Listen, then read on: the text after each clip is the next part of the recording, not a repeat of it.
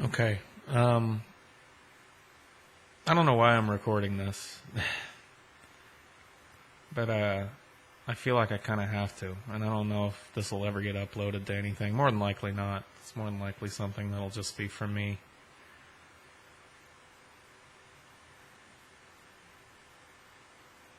You know, there's part of me that feels really silly about this video. And I guess it's... See, I don't want to claim that I was raised with this kind of like country macho mentality or whatever. But there was part of it. You know, that's part of it. It's just,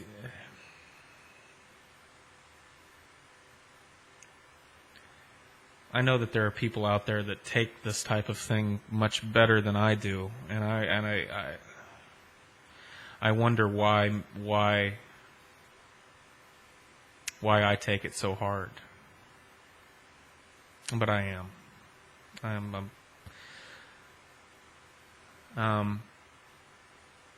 My little dog, Boogie, I had to put her to sleep today.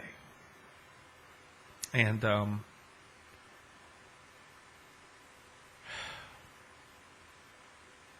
I loved her very much.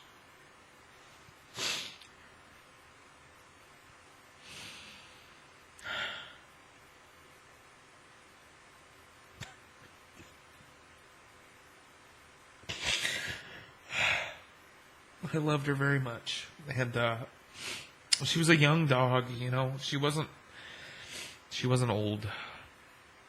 She turned 5 this month. This is February of 2010.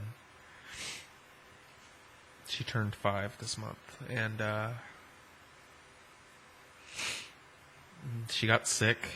She had a couple of weeks ago. She had a bout with pancreatitis, which runs in her breed. She was a miniature schnauzer, and I guess they're prone to get pancreatitis as they get a little older. We took her into the vet, and of course it cost a fucking arm and a leg to get all the tests run to find out what was wrong with her. She just stopped eating. Didn't want to eat food anymore. You know, was barely drinking any water, was really lethargic. So we took her in, and after a couple of visits, they finally, you know, she just got worse and worse and ended up starting to have vomiting and diarrhea. And they finally were able to nail down that it was pancreatitis, and it cost us an arm and a leg. Not that that should even be, you know, I feel sick that that's even a consideration, you know. But it is. And they put her on some antibiotics and an anti-inflammatory, and literally the next day, I mean, we gave her the pill that night, and she went to bed, and the next day she woke up, and I could tell she was feeling better. You know, she was energetic, and we started to feed her a little bit at a time, like a bland diet or whatever. Anyway, it doesn't matter. She felt better for 5 or 6 days. And then, you know, we gave her the last of the anti-inflammatories that the people prescribed. And 2 days later, she started turning her nose up at food again. And that was about 2 days ago. She ate still, but wasn't eating like she normally would. And then it just went downhill so fast. You know, it went so fast. I mean, yesterday, she was really lethargic. I mean, we called and made an appointment for the vet today to see what was wrong. I made an appointment with the vet to see what was wrong, and I slept on the couch with her last night, and when I woke up this morning, she had gotten so much worse. You know, she was whimpering constantly. I mean, she was in a lot of pain, and she was shaking, and you could just tell she was hurting a lot. So I took her into the vet today. My wife had to work, so I took her. And,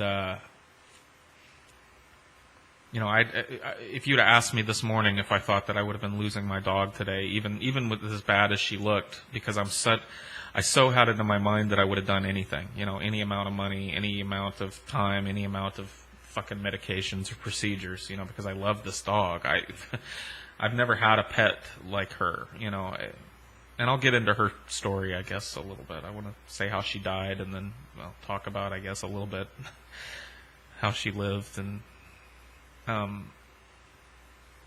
but I took her into the vet, and the vet started to look at her and could tell right away that there was something really wrong with her. And she lifted up her gums, lifted up her lip to look at her gums, and her gums were yellow. And the vet told me that was indicative of something pretty major. That when a dog gets the yellow gum thing going on, that it's very, very often a really bad thing. And she said that if she had to take a guess, because of the pancreatitis and the pancreas living so close to the liver, that she was starting to have liver failure.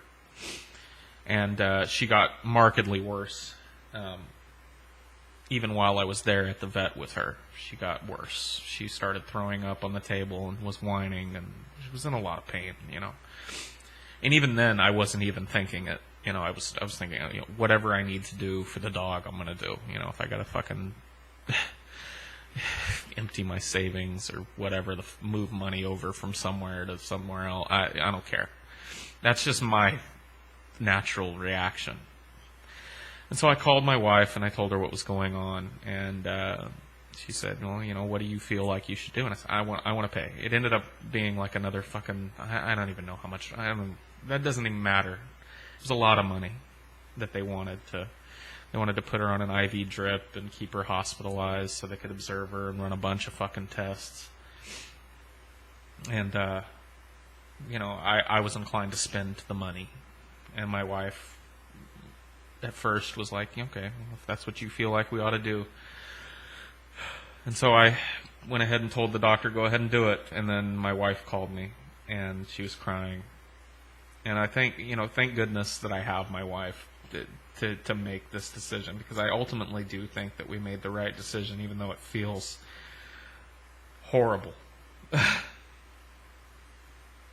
It feels so fucking horrible. She said, we can't do this. And she's right. We can't afford to every 3 weeks have the dog doing this. And then, so I pulled the vet back in, and the vet basically, I got the vet. I said, look, I need you to square with me here. And the vet said, she said, I can't tell you for certain, but she said, my feeling is that it's not good. And I trust the vet, and I trust my instincts, and my instincts were saying the same thing. If you'd seen how she was acting, it was not good. So, we had to put her down. My wife was able to leave work and say goodbye, and we had to put her down. And I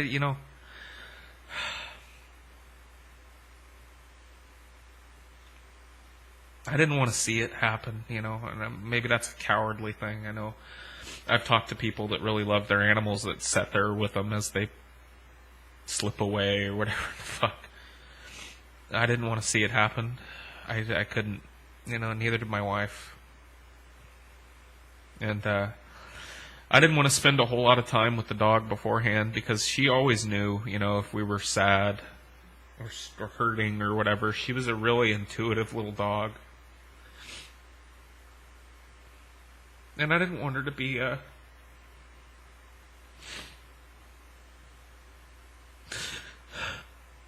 didn't want her to be scared.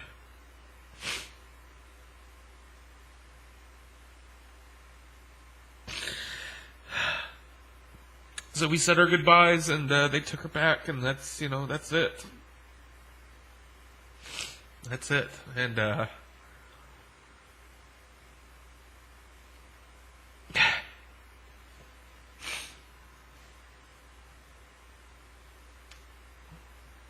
she didn't deserve to live the rest of her life sick. She was such an energetic little dog. She was so,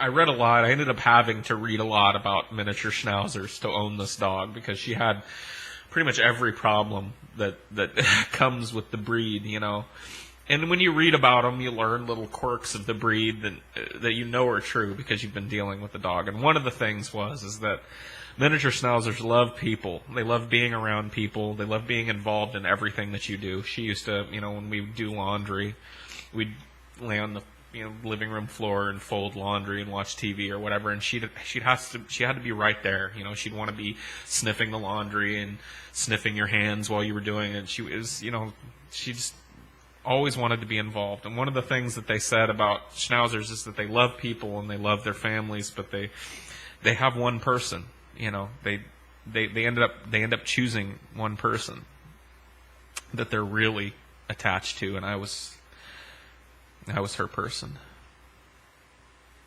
And there was no doubt about that. I was her person. And she'd sleep in the bed with us, and greeted me when I came home. My house is going to be so empty.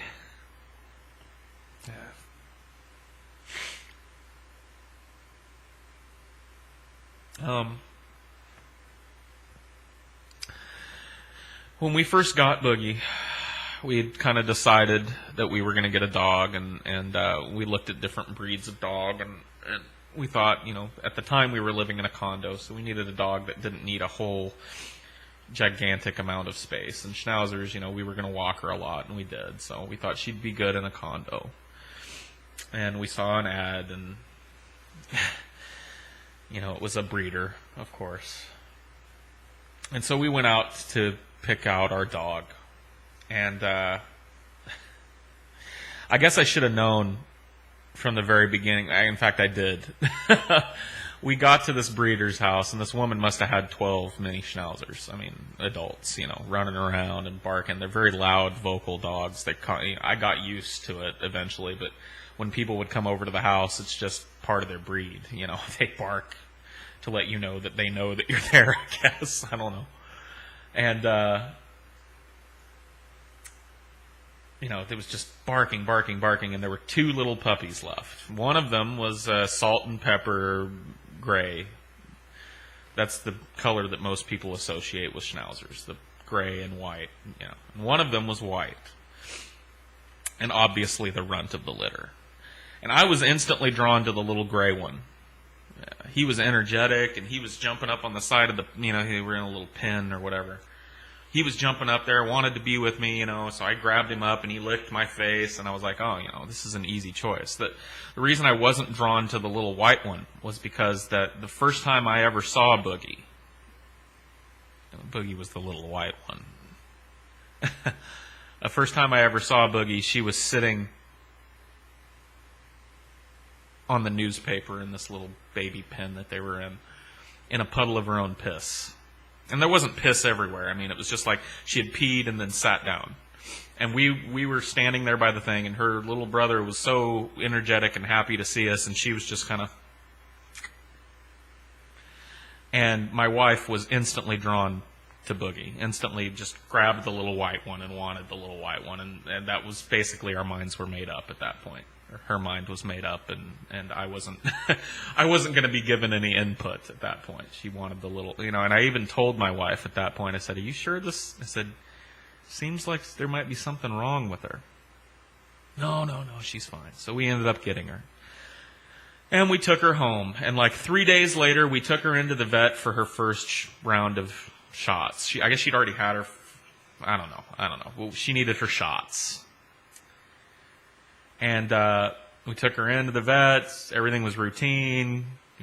Doctor came in, gave her a couple of shots in the ass, gets up, and leaves. And we go to pay. And I'm holding Boogie at this point. I've got her in my arms.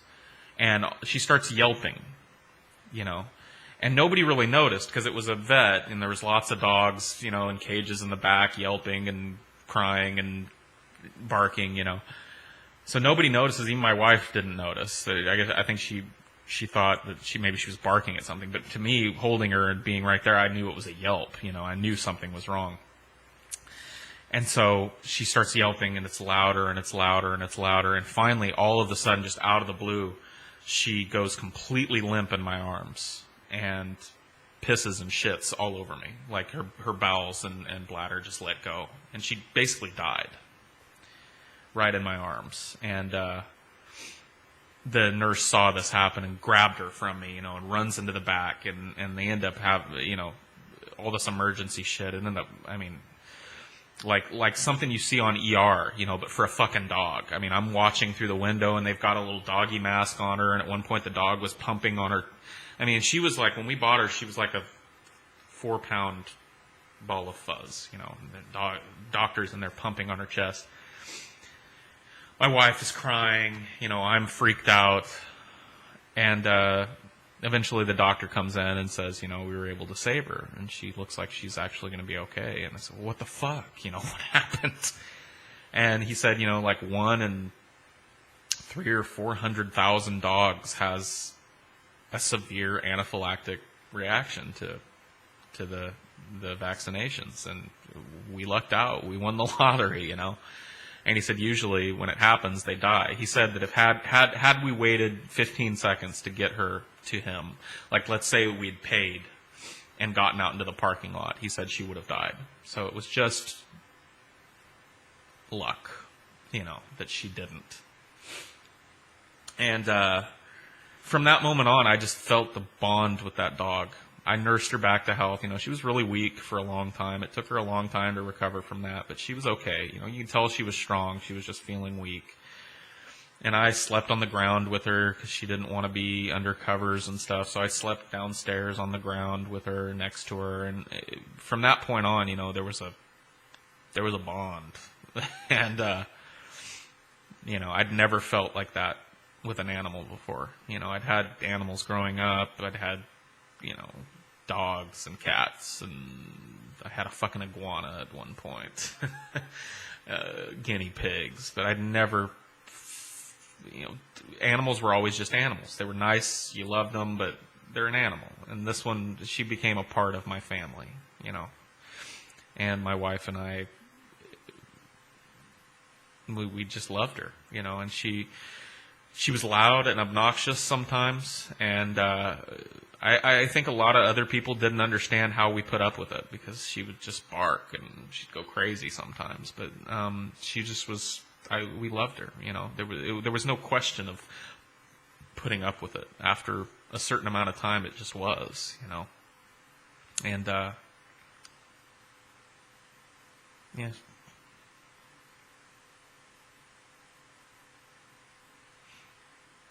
She lived a good life. It was short. I wish it could have been longer. But she lived a good life. I think she was a lot happier with us than... I firmly believe that 99% of people that get a dog like that she would have died that day. She would have died that first day. And never had the 5 years that she did have. So, and she was a happy dog. She was not a depressed dog, not a neglected dog or an abused dog. She was a spoiled ass dog, and I'm gonna miss her. I'm gonna miss her very much.